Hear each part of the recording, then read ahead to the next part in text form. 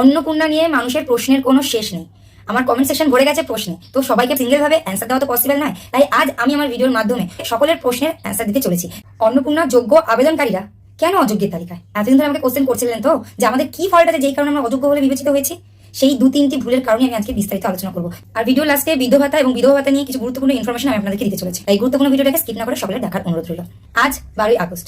10ই আগস্টে মাননীয় মুখ্যমন্ত্রী যে ক্যাবিনেট মিটিং করেছিলেন সেখান থেকে তথ্য উঠে আসার কথা ছিল, যেটা এখনো পর্যন্ত পাওয়া যায়নি। তো অনেক আবেদনকারীরাই হতাশাগ্রস্ত হয়ে আছে। তারা বুঝেই উঠতে পারছে না যে তারা অ্যাকচুয়ালি 17ই আগস্ট টাকাটা পাবে কি পাবে না। আর এই যোগ্য অযোগ্য বিচার হতে হতে অনেকেই অন্নপূর্ণার আশাও ছেড়ে দিচ্ছে। আর যারাও ভেবেছিলেন যে আবার নতুন করে আমরা অন্নপূর্ণার ফর্ম ফিল আপ করবো, তাদের পক্ষেও আর সম্ভব না। কেন কি অন্নপূর্ণা যেখানে ফর্ম ফিল আপ করা হতো সেই পোর্টালটাতেই এখনো কোনো কাজ হচ্ছে না। আর অনেকেই আমাকে প্রশ্ন করছেন যে আমরা যোগ্য, কিন্তু তারপরও সরকারের খাতা কেন আমরা অযোগ্য বলে বিবেচিত হলাম। তো আপনারা যখন আপনাদের ফর্মটা ফিল আপ করেছিলেন, সে অনলাইন হোক বা অফলাইন প্রসেসে হোক, যেইভাবে আপনার ফর্মটা ফিল আপ করেছিলেন সেখানে কিন্তু লাস্টের দিকে একটা জিনিস উল্লেখ ছিল, আপনারা কি কোনো রকম প্রকল্পের সুযোগ সুবিধা পান? সেখানে কিন্তু অনেকেই নো করেছে।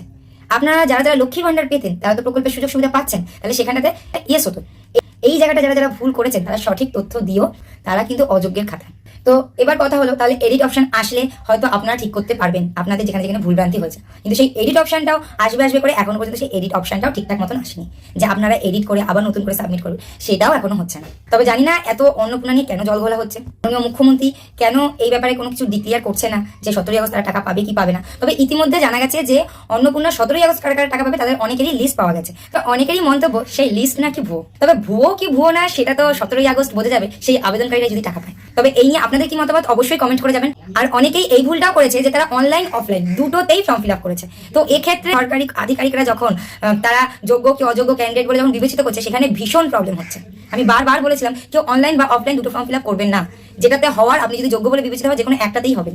অনেকেই এই ফলটা করেছে বারবার বলার পরও। আবার অনেককে আমি এই কথাও বলেছিলাম তারা নিউক্লিয়ার ফ্যামিলি হিসেবে ফর্ম ফিল আপ করবেন, জয়েন্ট ফ্যামিলি নিয়ে ফর্ম ফিল আপ করবেন না, শ্বশুর শাশুড়ি ভাসুর এসবকে নিয়ে ফর্ম ফিল আপ করবেন না। দেখছেন তো তার ফলাফল হিসেবে কি আসছে? আপনার ভাসুর যদি সরকারি চাকরি পায় আপনি কিন্তু সেখান থেকে বাতিল হয়ে যাচ্ছে। তাতে কি আপনার দোষ? শ্বশুর শাশুড়ি যদি পেনশন ভোগিয়ে থাকে তাহলেও আপনি বাতিল হয়েছে, সেটা তো আপনার দোষ না। তো এই জিনিসগুলো আমি ফার্স্টেই বলেছিলাম যে এই ধরনের ভুলভ্রান্তি করবেন না। কিন্তু সরকার যেহেতু ফ্যামিলি ডেটাটা নর্মালি নিচ্ছে, সেটা ক্যাজুয়াল ভেবে আপনারাও ফর্ম ফিল আপ করে দিচ্ছেন, যেই কারণে আপনারাও বাতিলের খাতায়।